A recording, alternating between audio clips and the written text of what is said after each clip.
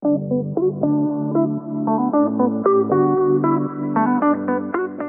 ha habido menos gente de la esperada en principio, pero para el panorama que teníamos, que podía haber sido online, estamos contentos porque se ha podido hacer presencial. En total habrá habido como unas 40-50 personas distintas.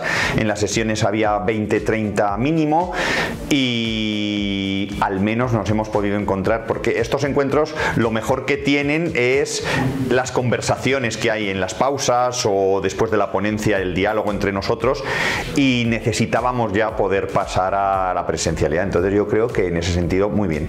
Estuvimos pensando en hacerlo online y hoy ha habido menos gente porque coinciden muchísimos eventos en esta fecha, pero es que claro, abril tiene 2 fines de semana hábiles, con lo cual es complicado también el poder encajar. Hoy se hacía matemáticas en la calle, ayer se hacía ciencia entre tots, la Olimpiada Matemática también está por ahí y no sé qué más cosas hay.